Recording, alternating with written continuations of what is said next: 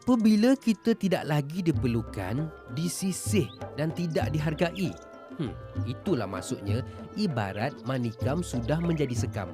Dari batu bernilai kepada hampas semata.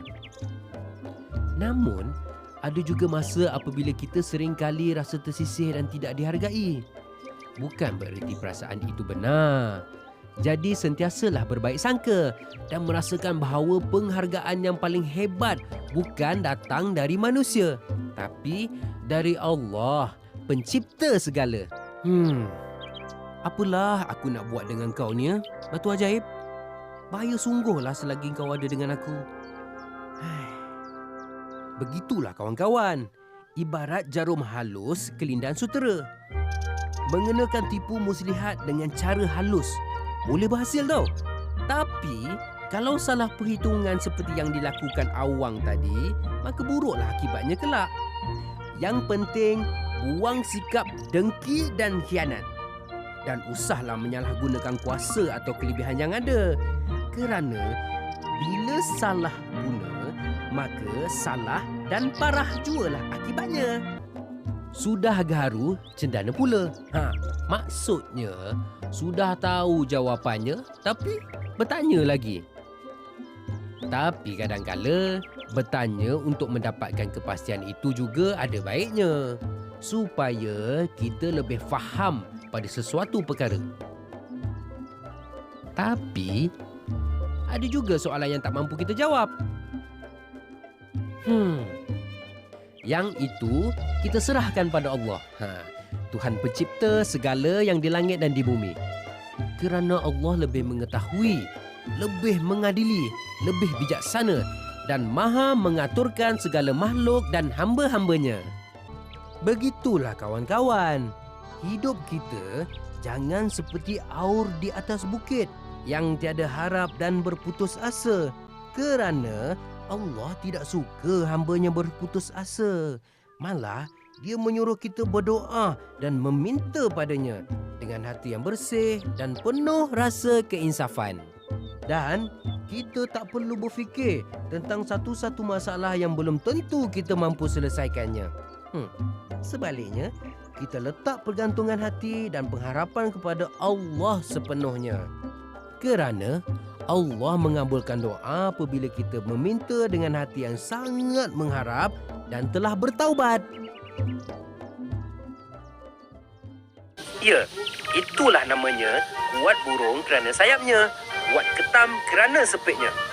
Setiap ciptaan Tuhan ada kelebihan, ada kelemahan. Pergunakan kelebihan di tempat yang sewajarnya dan asah kelemahan untuk melengkapkan kelebihan diri. Dan ingat, yang punya kelebihan tidak bermakna dia kuat.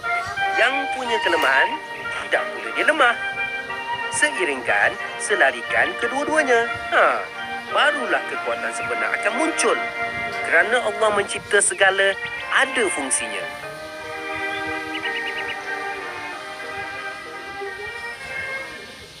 Buruk muka, cermin dibelah. Muka kita yang buruk, cermin pula yang salah. Kita yang tak betul, orang lain yang disalahkan. Itulah maksud peribahasa buruk muka cermin dibelah. Salah sendiri, orang lain pula yang kena. Mana boleh. Itu sifat orang yang lemah peribadinya. Ingat Faris? Itulah contoh orang yang sudah punya biduk mahukan serampu pula. Awang ni kan? Bukan nak mengata. Tapi dah ada sesuatu yang canggih, nak juga yang hebat. Bukan tak boleh kita nak ada cita-cita. Tapi, janganlah sampai aniaya orang lain. Biasanya kan, kalau kita bersyukur, Allah pasti tambah punya. InsyaAllah. Jadi ingat, sabar dan syukur kunci kejayaan.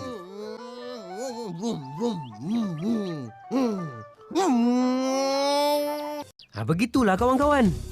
Apabila seseorang diberikan sesuatu yang tidak tahu digunakan dengan baik, ibaratlah gembala yang diberikan keris.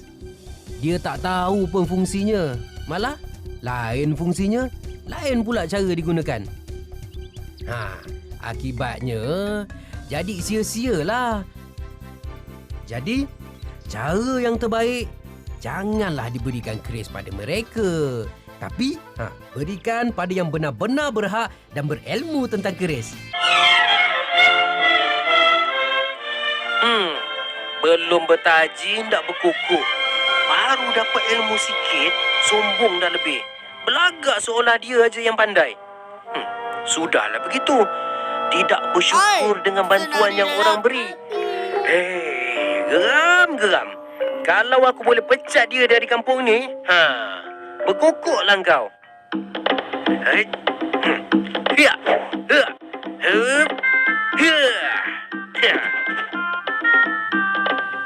Biar pecah di perut, jangan pecah di mulut. Begitu sekali rahsia perlu dijaga walau dengan nyawa sendiri. Kerana apa?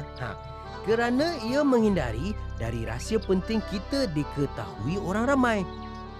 Untuk mengelakkan kesukaran dan huru-hara. Namun, jika rahsia yang bakal membahayakan nyawa seseorang, perlulah diberitahu kepada orang lain agar kita dapat menyelamatkan keadaan. Apapun, peribahasa biar pecah di perut, jangan pecah di mulut. Tetap kita amalkan. Demi menjaga keselamatan semua, keselamatan agama, bangsa dan tanah air.